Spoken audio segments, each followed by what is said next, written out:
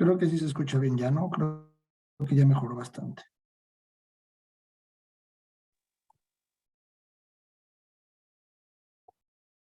Listo, por favor. Vamos a dar inicio con la clase. Voy a compartir ya mi pantalla. Ya se ve mi pantalla, ¿verdad? Ya se ve la presentación. Sí. Sí, ya se ve.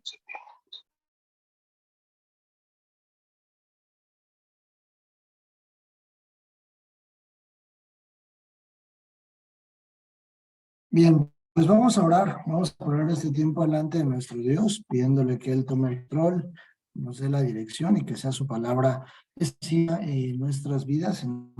Por favor, acompáñenme a orar. Dios, te damos gracias, mi Señor, por este tiempo. Tú nos has permitido reunirnos para buscarte y buscar de tu palabra. Te damos gracias por tu bondad, por tu amor y por la misericordia que has tenido por nosotros.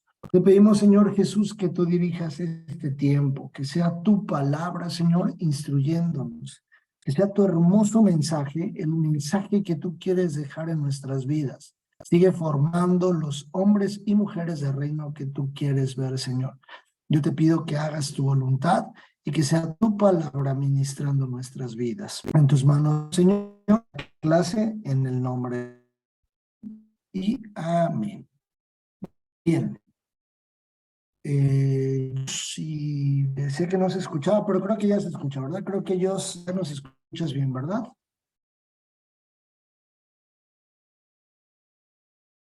Dios.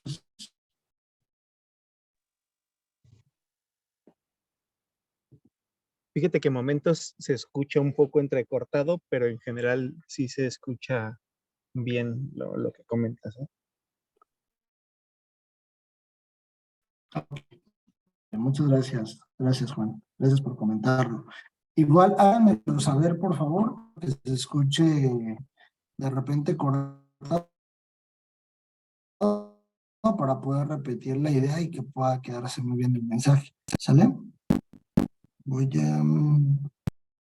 Es que tuve que salir de viaje por temas de trabajo y bueno, estoy aquí en Melos, donde me quedé hospedado y bueno, pues vamos a empezar. Vamos a tratar de darlo lo mejor posible, ¿vale? Si quieren igual, ayúdenme apagando sus cámaras para que pueda fluir un poco más la conexión y que no desgaste conexión. Denle, solo por esta ocasión, para que yo pueda de alguna forma, para que pueda fluir un poquito más el internet. Y ya si tienen alguna duda, ya encienden y ya la vamos revisando, ¿vale?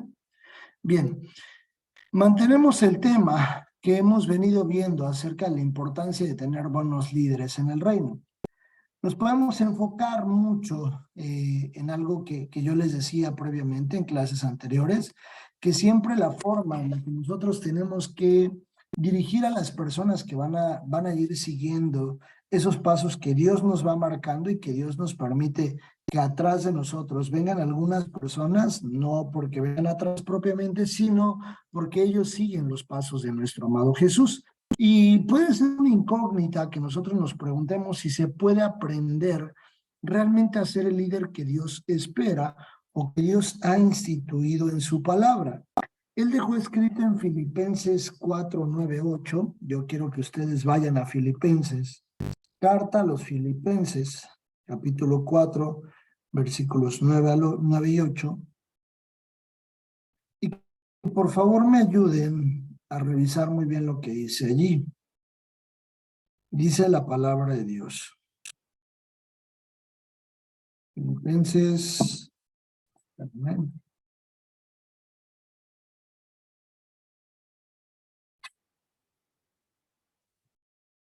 4, 8 y 9. Dice, por lo demás, hermanos, todo lo que es verdadero, todo lo honesto, todo lo justo, todo lo puro, todo lo amable, todo lo que es de buen nombre, si hay virtud alguna, si algo digno de alabanza, esto pensad. Lo que aprendisteis y recibisteis y oísteis y visteis en mí, esto haced. El Dios de paz estará con vosotros. Acá lo que dice es que todo aquello que hemos aprendido, puntualiza mucho el verbo aprender. Todo lo que hemos aprendido nosotros va a ser una base.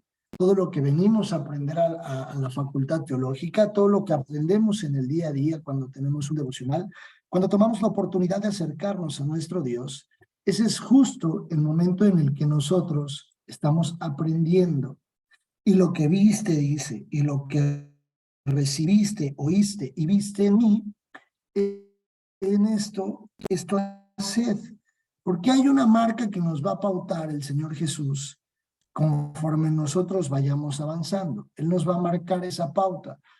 Dice la Biblia que nosotros llega un punto en el que ya necesitamos la lechita. Así lo dice. Ya no necesitan de leche ustedes, sino necesitan de vianda, de una comida mucho más sustentable, de alimento mucho más estructurado, donde ustedes se van a alimentar.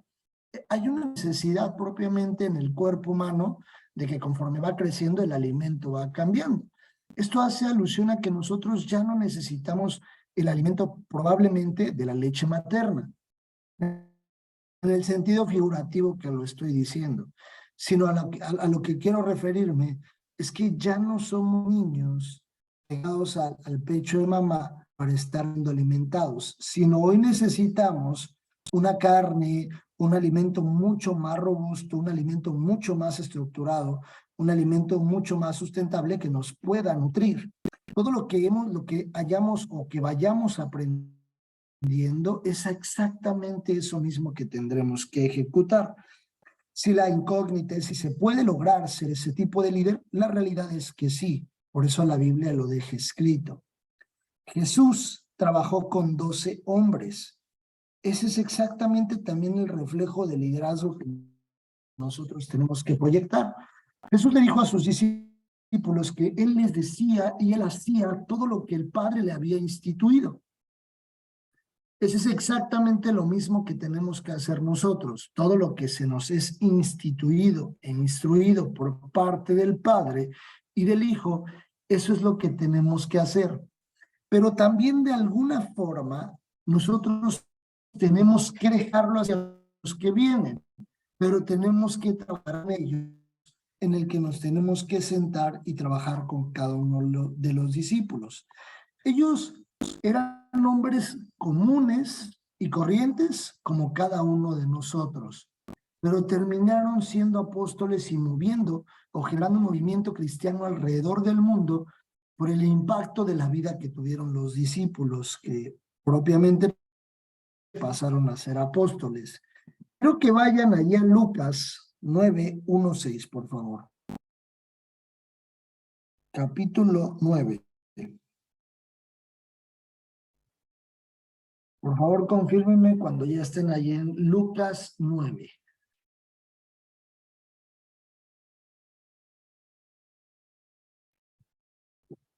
Amén, maestro. Amén. Muy bien, muchas gracias. Amén. Lucas 9. Gracias, mis hermanos. Lucas 9, por favor. Siga la lectura. Habiendo reunido a sus 12 discípulos, les dio poder y autoridad sobre todos los demonios y para sanar enfermedades, y les envió a predicar el reino de Dios y a sanar a los enfermos. Y les dijo, no toméis nada para el camino, ni bordón, ni alforja, ni pan, ni dinero, ni llevéis 2 túnicas. Y en cualquier casa donde entréis, quedad allí y allí salid. Y donde quiera que no os recibieren, salid a aquella ciudad y sacudid el polvo de vuestros pies en testimonio contra ellos. Y saliendo pasaban por todas las aldeas, anunciando el evangelio y sanando por todas partes. El liderazgo que Dios va forjando en cada uno de nosotros va a ser justo para ejecutarse. Por eso dice, les dio poder y autoridad y los envió. Les da poder, les da autoridad y nos envía. Eso es lo que venimos a hacer nosotros al momento de acercarnos con el Rey. Nos acercamos, nos limpia, nos lava, nos santifica para darnos poder, para darnos autoridad y ser enviados a predicar. Esa es la estructura de lo que Dios instituyó. Pero para ello nosotros tenemos que sentarnos a aprender. De lo contrario, nosotros no somos personas que se sientan a aprender la Biblia, a buscar de lo que Dios dejó instituido para nosotros. Quiero anticiparles que difícilmente vamos a ejecutarlo, porque no lo vamos a conocer. Por eso en Romanos dice la Biblia que por la ley surge el pecado.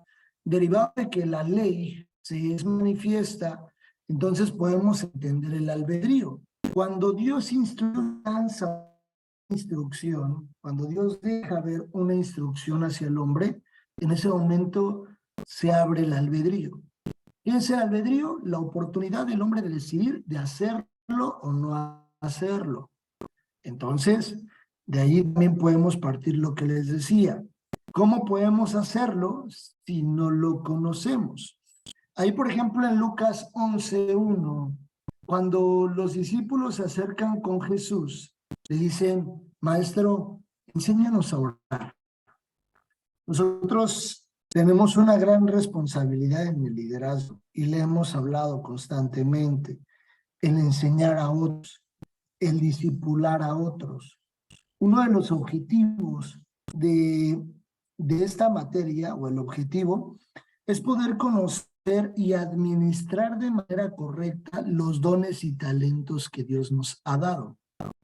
Si el día de mañana alguien se acerca con ustedes y les dice, es que yo no sé orar, no hagamos lo que mucha gente de repente hace, empezarse a reír.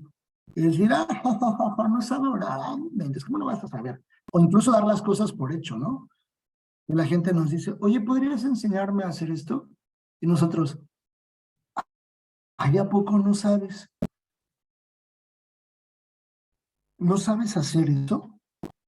Como que damos por sentado y damos por hecho que las personas tendrían que saberlo, cuando la realidad es que no.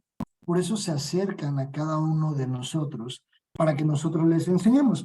La ilustración de este pasaje de Lucas 11, Jesús no se empieza a burlar de los discípulos.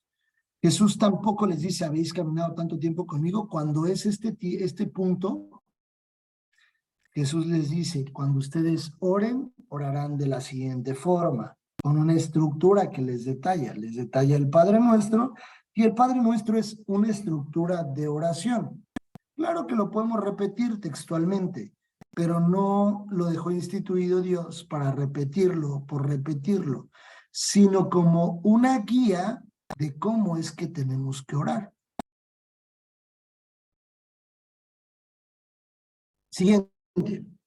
Abraham fue un hombre que impactó la vida de sus siervos, de tal forma que estos siervos le siguieron al rescate de su sobrino.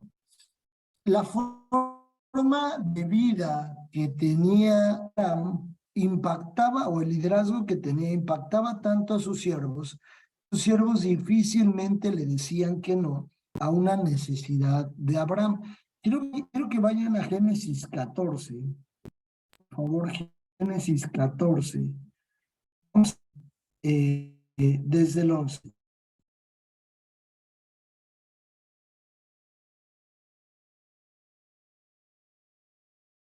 Voy a leer desde el 1 para más o menos poner en contexto de la situación que estaban viviendo en ese momento, ¿vale? Dice la Biblia. Aconteció en los días de Amrafel, rey de Sinar, Arioc, rey de Elazar, Kedorlaomer, rey de Elam, y Tidal, rey de Goim. Y estos hicieron guerra contra Bera, rey de Sodoma, contra Birsa, rey de Gomorra, contra Sinab, rey de Adma, contra Semeber, rey de Seboim, y contra el rey de Bela, la cual es Zoar. Todos estos se juntaron en el valle de Sidim, que es el mar salado. 12 años habían servido a Kedorlaomer, y en 13º se rebelaron.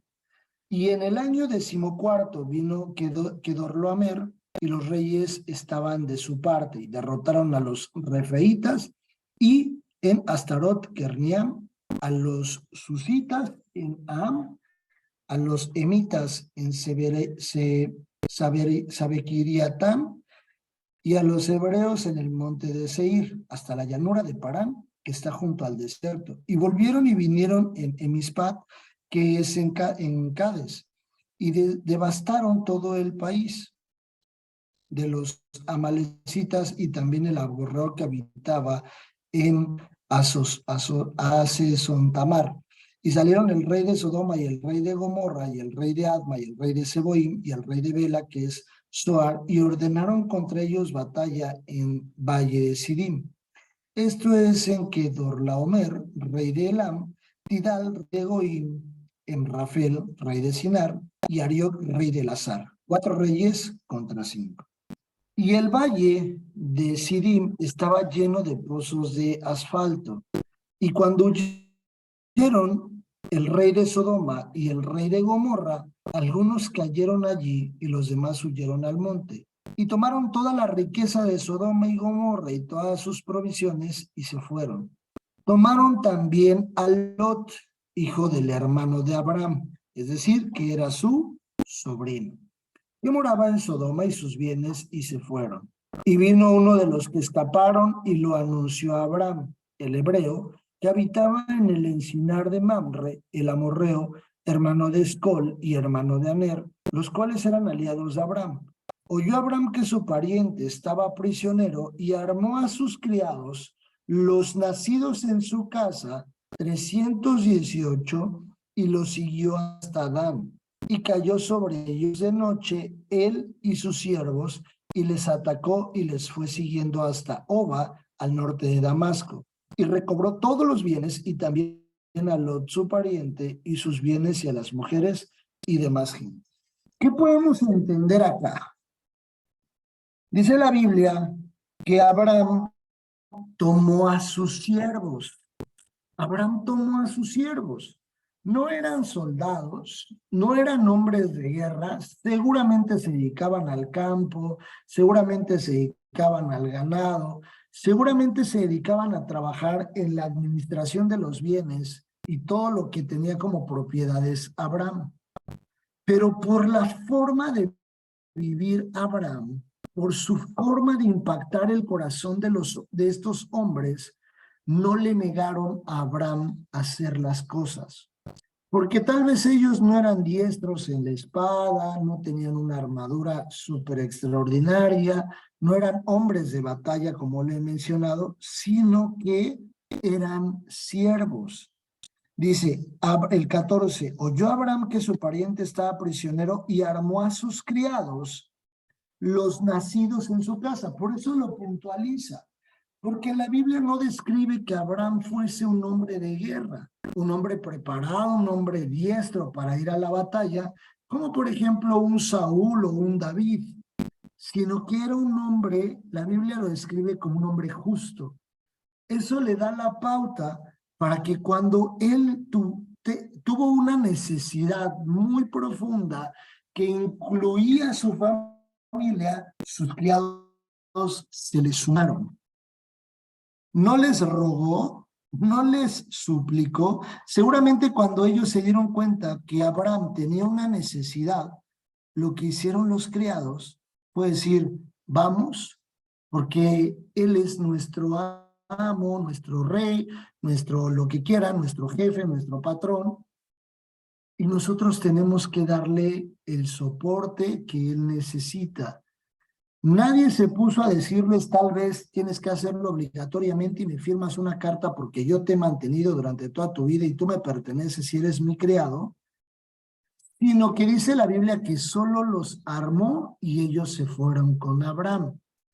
Abraham era un hombre justo, estaba considerado en la Biblia como un hombre justo. Si ustedes van allá al siguiente capítulo, capítulo 15, versículo 6,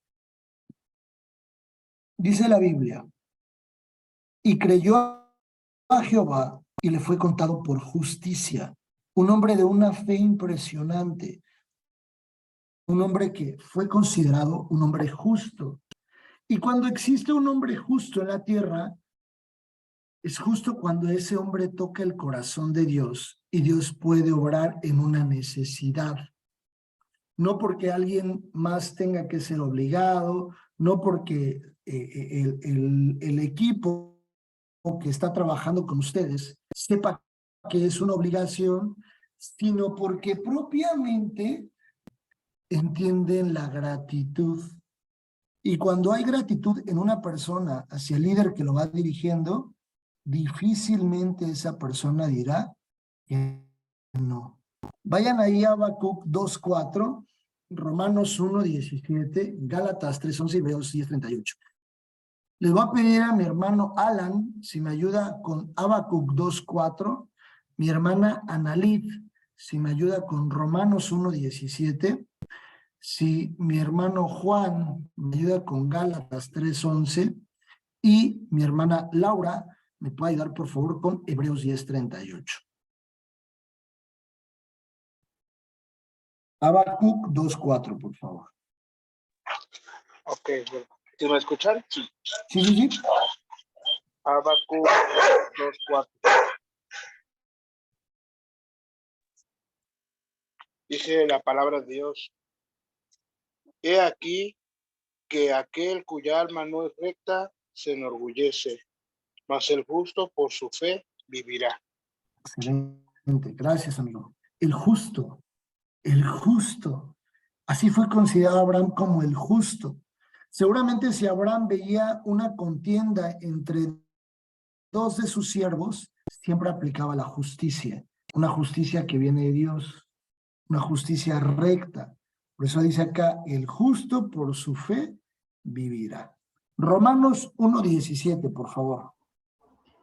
Sí, porque en el Evangelio la justicia de Dios se revela por fe y para la fe, como está escrito, mas el justo por la fe vivirá. Excelente, nuevamente, como está escrito, el justo por la fe vivirá. Vean en repetidas ocasiones cómo puntualiza al justo, y lo vemos desde el Antiguo Testamento, con Abraham. Gálatas 3:11. Dice así: y que por la ley ninguno se justifica para con Dios, y es evidente, ¿por qué? El justo por la fe vivirá. Excelente, otra vez. O sea, ¿qué quisiera Dios decirnos repitiéndonos constantemente estos versículos? Vamos a Hebreos 10:38.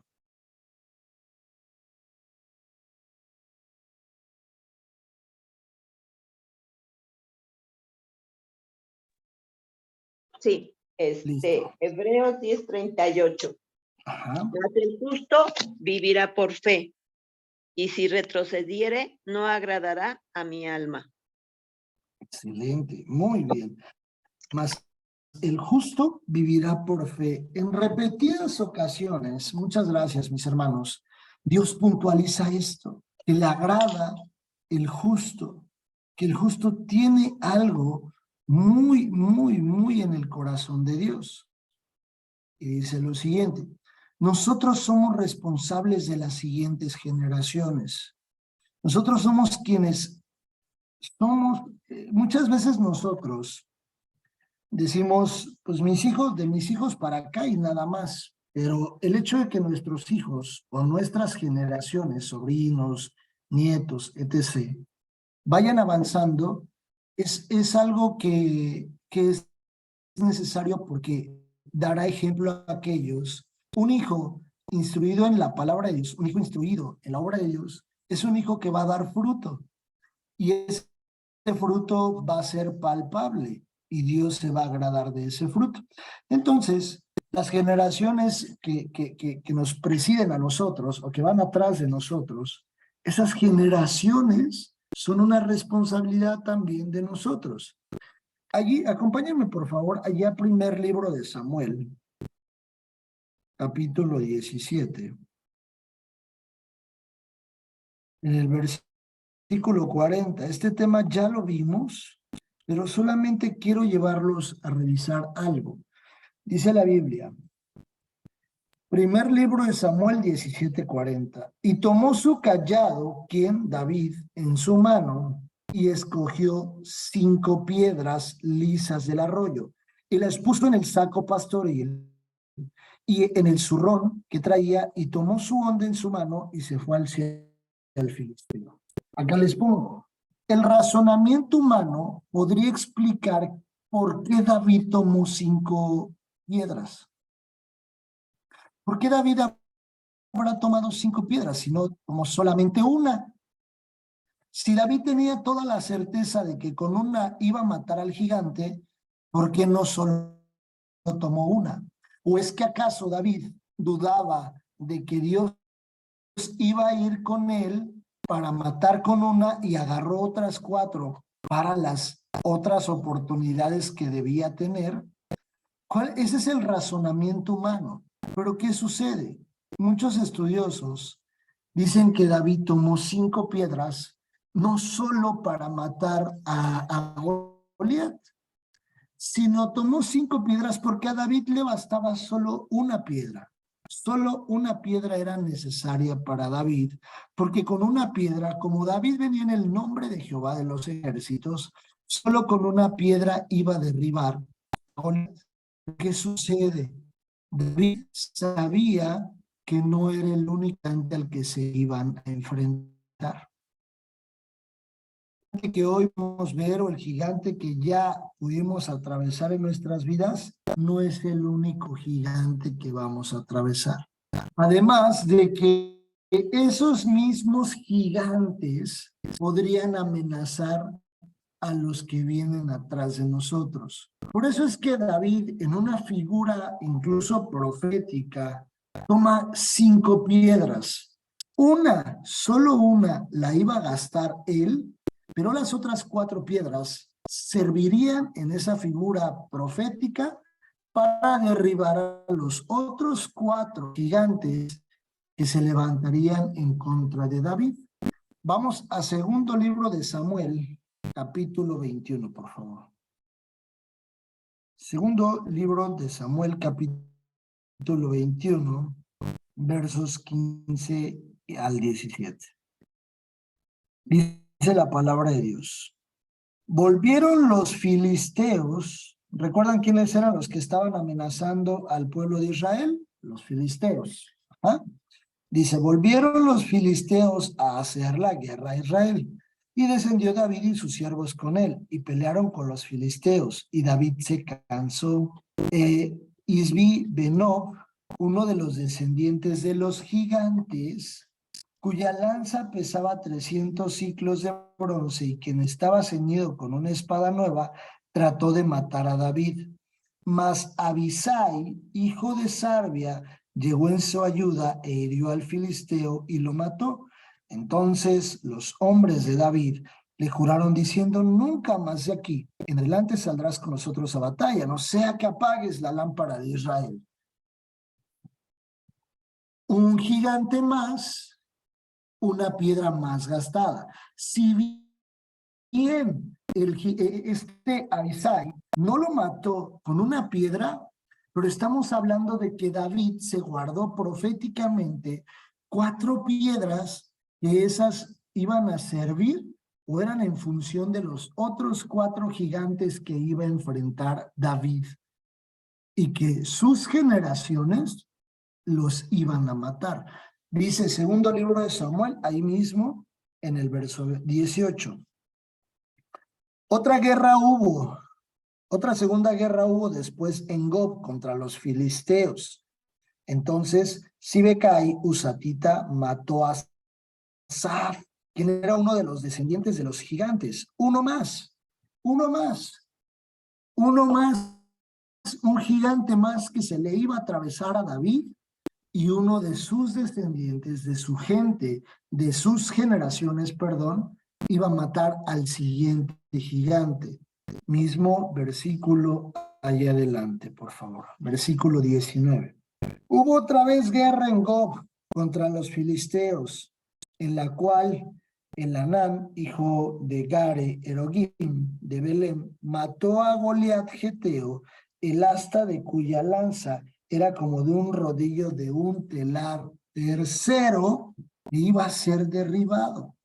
Tercero, ya íbamos en total 4 con el de David. Tercero, que sus generaciones iban a derribar, junto con el David, 4 gigantes. Siguiente versículo. Después hubo otra guerra en Gat, donde había un hombre de gran estatura, el cual tenía 12 dedos en las manos y otros 12 en los pies, 24 por todo. Y también era descendiente de los gigantes. Este desafió a Israel y lo mató Jonatán, hijo de Simea, hermano de David, es decir, su sobrino.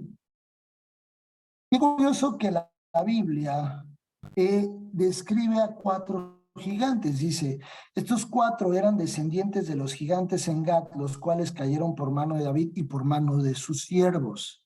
Interesante que la Biblia nos deje ver que David tomó 5 piedras, de las cuales solo utilizó una, y posteriormente sus generaciones iban a derribar a 4 gigantes más. Eso nos deja mucho que aprender en la responsabilidad que nosotros tenemos de cara hacia las siguientes generaciones. Como conclusión, podemos definir que el líder es quien recibe las capacidades por Dios e influye en otros para cumplir el propósito de Dios, en ellos haciendo discípulos de Dios.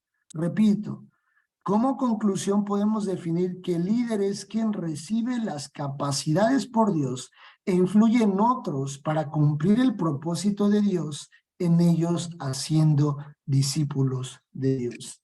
Ese es exactamente el resumen de esta unidad. ¿Por qué? Porque yo lo mencionaba ahorita al final, es la responsabilidad de nosotros hacia las siguientes generaciones. La misma forma en la que yo le enseño a alguien de mi familia, de mis hijos, hablando de liderazgo en la familia, o algún discípulo que Dios haya puesto en mi vida para discipularlo, por medio de Jesús, exactamente la misma forma en la que yo enfrente un gigante, será la misma forma en la que ellos lo enfrenten, porque yo les enseñaré a enfrentar gigantes. Es por eso que muchos jóvenes hoy en día, ante un problema, salen huyendo. Es por eso que muchos jóvenes, ante un problema que no pueden, al que no se pueden enfrentar, terminan haciendo cosas que no son correctas. Es por eso que los jóvenes no tienen esa capacidad de decisión, no tienen esa capacidad de decir no, porque los que presidimos, los que vamos adelante, somos justamente quienes tenemos que enseñarles a decir, así se derriba un gigante. De esta forma es justo la forma en la que se derriba un gigante. ¿Vale?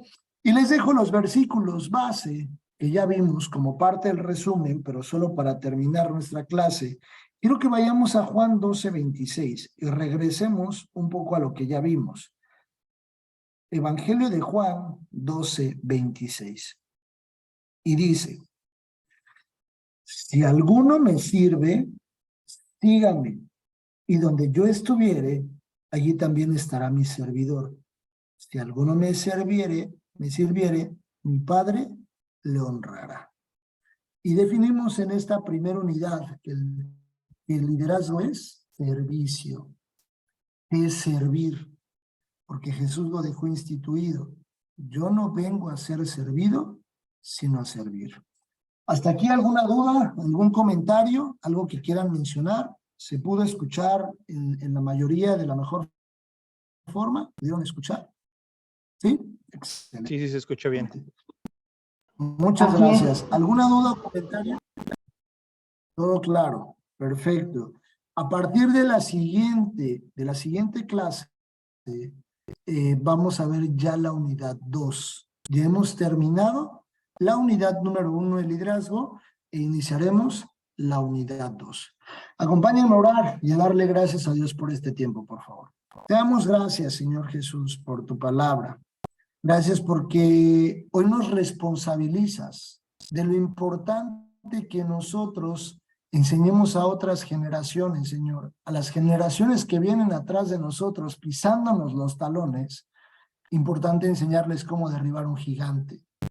Permítenos saberlo hacer nosotros, tener todo el conocimiento y que podamos ejecutar las cosas como tú esperas. Por favor, danos la dirección. Por favor, permítenos, Señor, nosotros ser los primeros en levantarnos contra los gigantes que quieren oprimir, ofender a nuestra familia, y que de esa forma les enseñemos a nuestras generaciones cómo se hace. Hoy queremos tomar esas 5 piedras en esa figura, Señor, sabiendo que no son los únicos gigantes los que hoy vemos, sino que seguramente más adelante vendrán.